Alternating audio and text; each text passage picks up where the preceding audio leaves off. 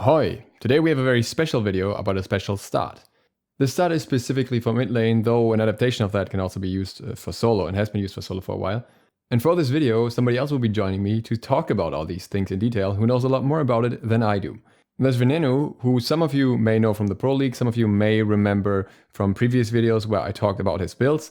And today he'll talk with us and he'll tell us all about this build. If you haven't checked him out before, all of his links are down below. He streams regularly, he makes videos on YouTube very regularly as well, and you can check him out on Twitter. He will remind you of that at the end of the video as well.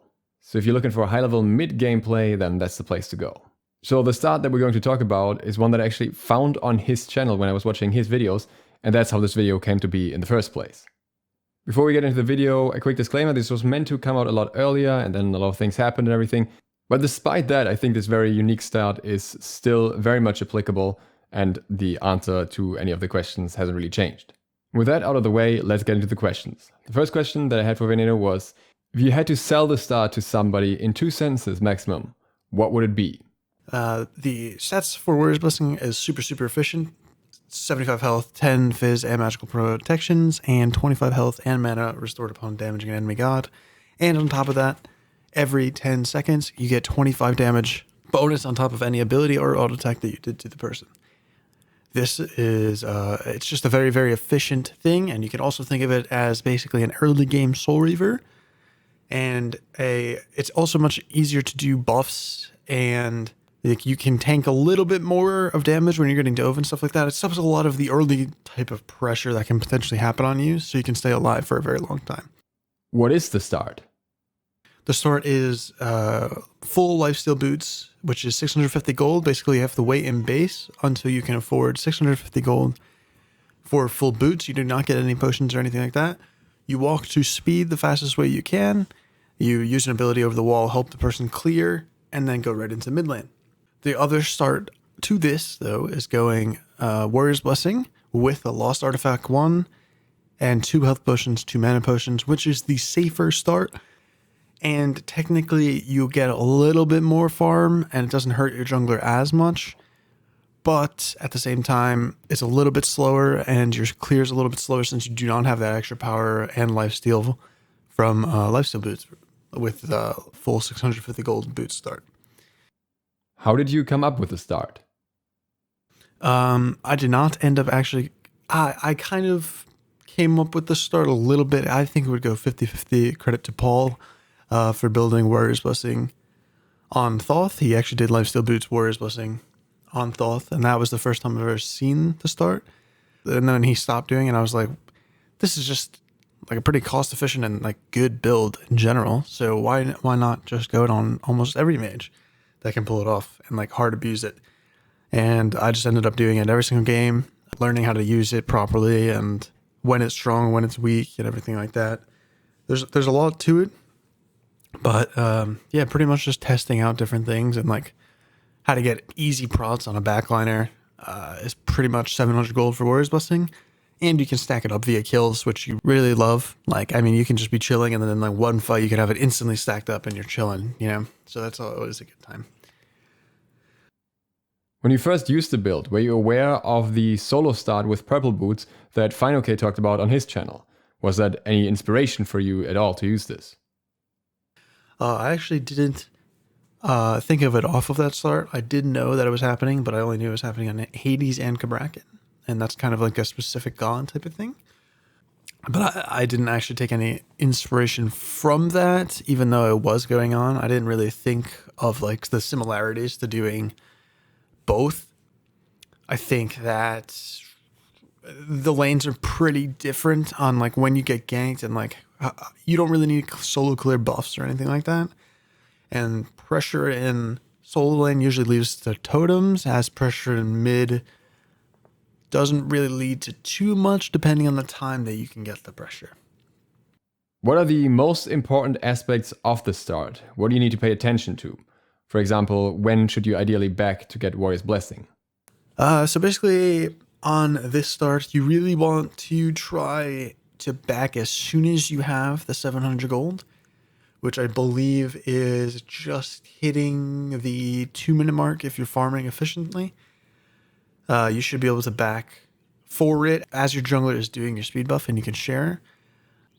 If not, just back exactly when you have it. You want that as soon as possible, because then that's your most powerful power spike for a bit, since you are technically delaying Lost Artifact 1, Pen 1 for that.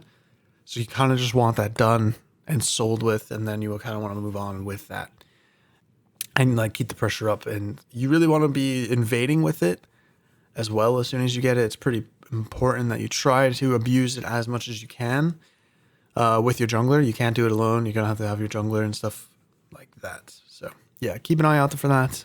Be more commanding in your ranked games and everything like that on where to go when you get this spike going on. It doesn't last for too long. I would say it lasts for like 2 minutes or so, but it's still a good spike, and it's still something that you can use off of for sure. Do you have a preference of items to follow up in the build with after the start? You've been using Doom Orb a lot. Would you prioritize that in general since it's got a buff not too long ago? So the build prio after this is pretty dependent on the mage, in my opinion. I mean, you can have Lifesteal Boots, Warrior's Blessing, Doom Orb, some type of flat pen right there. So Divine, Magus, or Spear of Destiny, depending on what the situation is going, into a Soul Reaver or E-Staff, depending on how the game is going, and then Karen's Coin, Obsidian Shard, and yeah.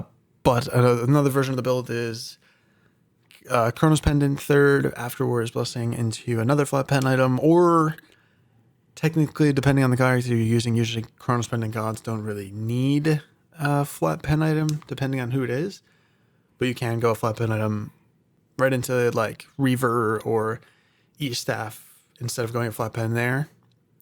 So yeah, I would basically say the general rule of thumb, I should have said this at the start, the general rule of thumb is you have your first 2 items, your main power spike items, you have your Lifesteal Boots that you power spike with, and then you have your Warrior's Blessing that you're power spiking with.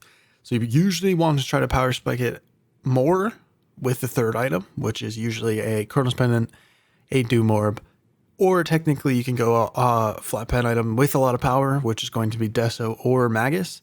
You're just going to lack the Divine at that point if you do end up doing that. So you could go, I guess the third version of the build would be Lifesteal Boots, Warrior's Blessing, Magus into a Divine, or you can go Deso into a Divine, depending on what you are looking for in the game.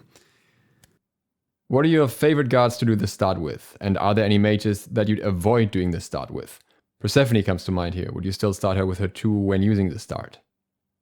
So I've tried doing it with Persephone. It's not that bad. You do run into the problem of you're a little late to lane when you don't, or you're just a little late to lane. So your one plant that you have set up, if you start your one anyway on Persephone, it's a little slow. You don't get that much of an advantage doing it. But I will say that you, with 2 1s with full Lifesteal Boots, you do end up full clearing the wave. But you could technically start your 2 and then just clear a little bit after. You will be ending up tanking minions that way, which can be a little risky, but you do have Lifesteal Boots to heal. It's not that bad on Purse. Purse living longer is actually really good and important. And so when I've been using this build on her, she's felt very, very good. Definitely, I would recommend both types of builds. You can either go the double flat pen build with Purse, or you can go this Warrior's Blessing build. I pref the double flat pen build, but if it's in a scenario where like you're gonna get run down type of thing, this is also a good build, the Warrior's Blessing. Really good build to just plop on her and keep her alive for as long as you can. Let's see. So what are the gods? Let's see. My favorite gods to do it on right now, definitely Thoth. Thoth is a character that hard abuses Warrior Blessing probably the most out of any mage, to be honest with you. Long range poke, staying alive for longer. I mean, that's just the dream scenario, right? Like, you're loving it. Zeus uses this build really well. Honestly, it's really, you literally clear the wave in 3 autos on Zeus with this build, Lifesteal Boots. But Zeus, you need to go Warrior's Blessing, Boots, or Boots, Warrior's Blessing, Spirit Robe sometimes, depending on how the game's going, but you want to spike, so you want to go Rada Tahuti into a Spirit Robe, potentially. And then you're really, really, like, powerful. Like, this build is actually really good to Zeus. So we'll see how that goes. I would say Hera uses it pretty good. Keeps you alive for a long time. You get to run around the map and live forever. Hebo does a decent job, runs a lot. I wouldn't really suggest it on Hebo, but it's not too bad. Vulcan does it really well. Morrigan does it really well. Procs it a lot. So you're really loving that. Raw actually does it, funny enough, very well. You can kind of just stand and heal and live for a very long time, and you're like really, really, really happy with that. And honestly, that's all the characters I would do it on. You can do it on Hell, but I would do the Warrior's Blessing Lost Artifact 1 on Hell, just because it's, you'll just run really, really fast if you do it on Hell. I would avoid the start on characters like, I would honestly avoid it on Hebo just because you run a lot. I would avoid it on Pose, but he uses a lot of mana early. You just can't really abuse it that hard due to that. I would avoid it on Merlin. He just doesn't have that good of clear early on, so having like Warrior's Blessing doesn't really do too much. You kind of run him fast anyway. Janice, I would avoid it on, and probably the last one, Afro, because there's just no reason to build it on her. As immobile as she is, she's kind of a mobile character that can run around and heal and stay alive forever anyway. Have you noticed any strong counters to the start or any situations when you want to avoid it? The only times that there's like counters to it is when you misplay and you take a lot of poke on the first wave. You don't really want to play up when you have the 650 boot start. You don't want to play up. There's nothing you can gain off of it. You'll just end up burning yourself You basically just want to play the first 2 minutes of the game farm festing, and you want to get 700 gold as fast as you can and get that done with, the only thing that you can mess up is one, you play too aggressive with this and you run and then you can't stay out of base for 750 gold. And also you're not the strongest technically on the map alone with 650 gold boots. It's just, you have a lot of pressure. You don't have a lot of fight pressure though. So those are two different types of pressure. And another thing to keep in mind is that you are going to delay your jungler a little bit. So I would tell your jungler in the early game to like ping towards the lane or whatever. You want to run up the side of the speed buff and get the XP and just run to mid. It's going to slow down your jungler a little bit, but just inform him before you do it just so he knows. Another, I guess the last counter would be is if it's an early pressure jungler and they play really, really, really aggressive on you, just be wary of that. Like a jungler like Suki, he can play very aggressive on you early on, poke you out. Ravana, Pele, Arachne, they can all poke you out really early on. You just got to be very wary of that because it can put you in a weird situation where you're poked out, you have 0 sustain. So you got to be really, really careful of that for sure. And that is everything. So, thank you guys for thank you Dukesoft for reaching out to me. I really do appreciate that.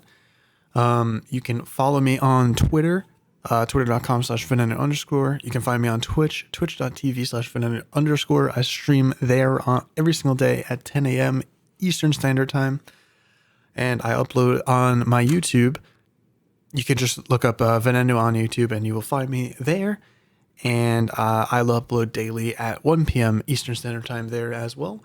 And if you guys have any ideas for my YouTube, you can go ahead and shoot them to me. I am completely open to any ideas that you guys want to see from a mid laner perspective or pro perspective, anything like that. I do not mind at all.